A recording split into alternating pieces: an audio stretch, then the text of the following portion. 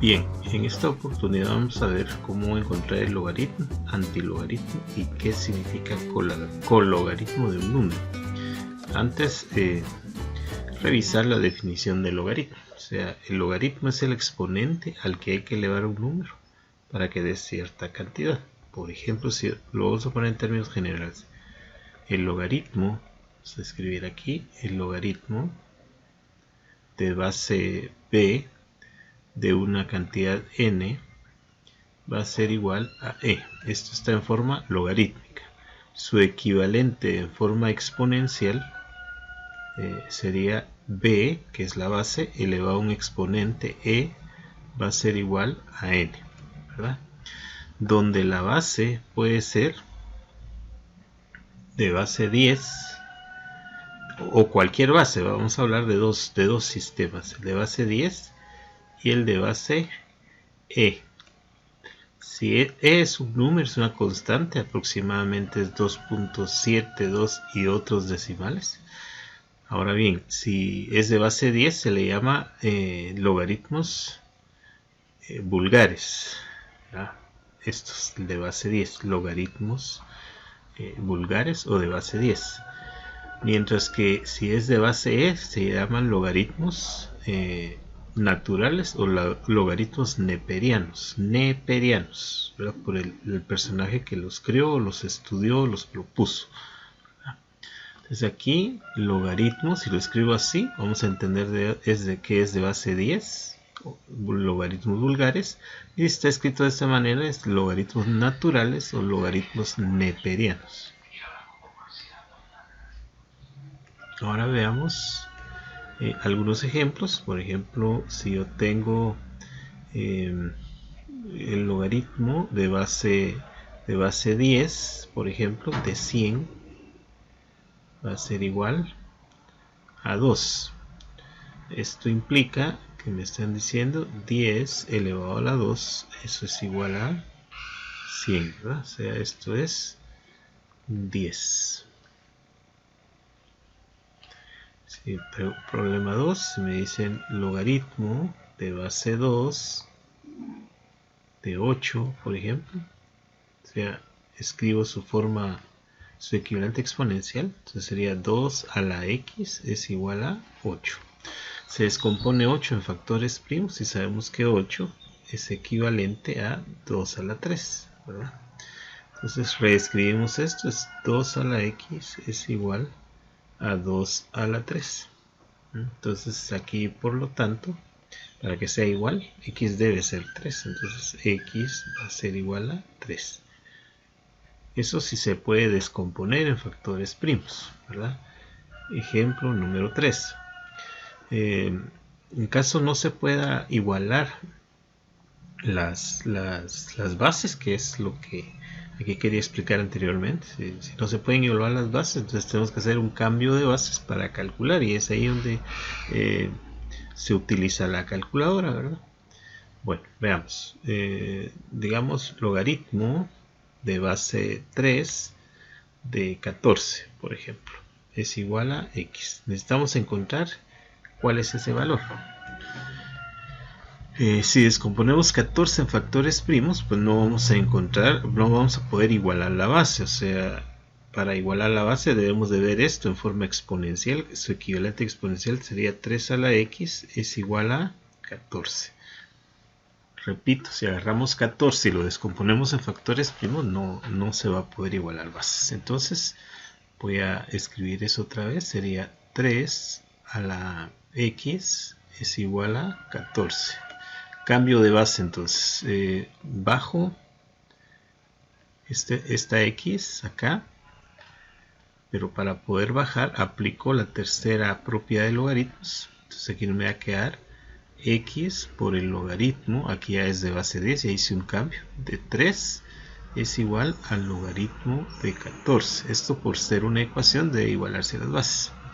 Y aquí pues ya puedo despejar yo que x es igual al logaritmo de 14 dividido logaritmo de 3. Entonces aquí encuentro que el valor de x va a ser aproximadamente, vamos a hacer el cálculo. Aquí decimos logaritmo, Este es logaritmo vulgar o de base 10. Y estos son los logaritmos neperianos o de base e. Recuerden que es un número. En este caso estamos en base 10. Entonces digo logaritmo de base 14.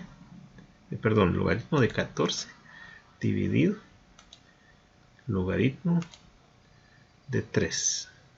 Cerramos paréntesis, igual. Y el número que estamos buscando es 2.4021733503. ¿Verdad? Eso lo escribimos aquí en nuestro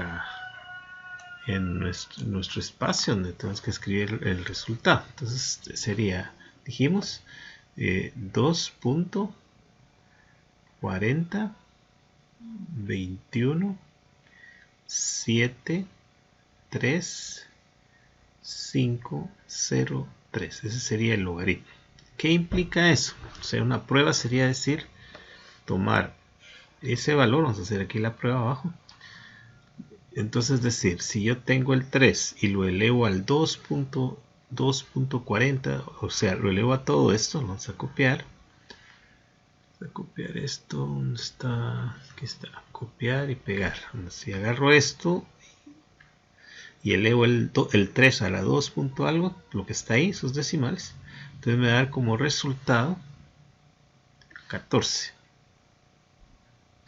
O se va a aproximar a 14. Eso sería el logaritmo cuando se hace un cambio de base por no poder igualar el 14. O sea, si lo descomponemos de factores primos no podemos igualar bases. Si se puede igualar bases, se hace como el ejemplo número 2 y ya está. ¿Sí? Ahora sigamos con, esos son logaritmos. Ya vimos en la calculadora cómo sacar el logaritmo de una cantidad, ¿verdad? Sí, 10 de base 10. ¿verdad? Entonces, el antilogaritmo, que es el otro tema, sería la función contraria, ¿no? al logaritmo, que sería en Shift, y presionamos donde dice donde dice logaritmo, que estamos activando la función que está aquí abajo de la tecla, ¿no? De color amarillo más o menos, 10 a la x. Ese es el antilogaritmo. O sea, si tenemos el logaritmo de un número, ¿verdad? Su antilogaritmo será el número, o sea, el proceso contrario, ¿no? Por ejemplo, si tenemos el número, vamos a poner ejemplo 1, aquí estamos hablando de antilogaritmo.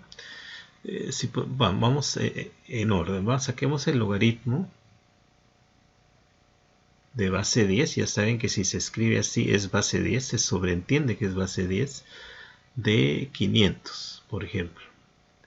Entonces, ¿cuánto será eso? Vamos a recurrir a la calculadora y escribimos, ¿verdad? El logaritmo de 500. Cerramos, igual. Entonces nos da una cantidad de 2.69, 68, etcétera, ¿no? Ahorita lo vamos a escribir. Entonces esto es igual a 2.69,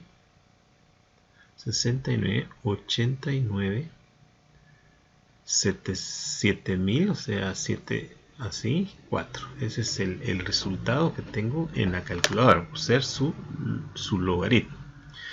Ahora, ¿cómo saco el antilogaritmo? Entonces aquí es donde tenemos que recordar que la base que estamos trabajando, en este caso lo voy a poner b, ya sabemos que es 10, vale 10, ¿verdad?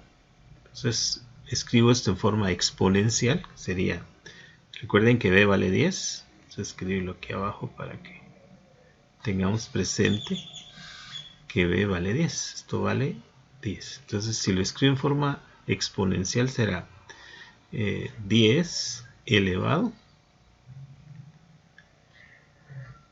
a la 2 punto algo. Ese es básicamente lo que estoy sacando ahí es el antilogaritmo, ¿verdad? Entonces si elevo 10, vamos a ponerlo, vamos a mover esto, vamos a ver si puedo moverlo, ahí está. 10 elevado a este exponente, que es el antilogaritmo, me debe dar 500, o un resultado muy aproximado a 500. Veamos cómo lo hacemos con la calculadora. Bueno, entonces venimos y decimos que queremos el antilogaritmo de 500, ¿no? Entonces escribo Shift, presiono aquí donde dice logaritmo, ¿ya? y escribo la cantidad. O sea, es el 2.69897004, ¿verdad? Entonces, ahí ya estoy sacando antilogaritmo. Igual a 499.99 aproximado 500, ¿verdad? Entonces, así se calcula el antilogaritmo de cualquier cantidad, ¿verdad? Recuerden, Shift, aquí, presiona Shift, eso es para activar las funciones que están debajo del teclado. Presionan donde dice Low, porque es de base 10 lo que estamos trabajando, y ahí escribimos la cantidad, que va a ser un entero más decimales, ¿verdad? Así como está aquí. Eso es antilogaritmo. El cologaritmo. Veamos en qué consisten los cologaritmos. Los cologaritmos no son más que el logaritmo del recíproco, digamos, ¿no? De la cantidad que me estén dando. Entonces, si me dicen a mí el logaritmo de base 10, ya sabemos que es base 10, ¿verdad? ¿De qué? De 30, digamos, logaritmo. O pongámoslo en forma general, el logaritmo de n va a ser igual a e, por ejemplo, por decir algo. Entonces el cologaritmo de n, o sea, si yo quiero sacar el cologaritmo de n, esto va a ser igual al logaritmo, esto va a ser igual al logaritmo de 1 sobre n, ¿ya? O sea, debo buscar el recíproco.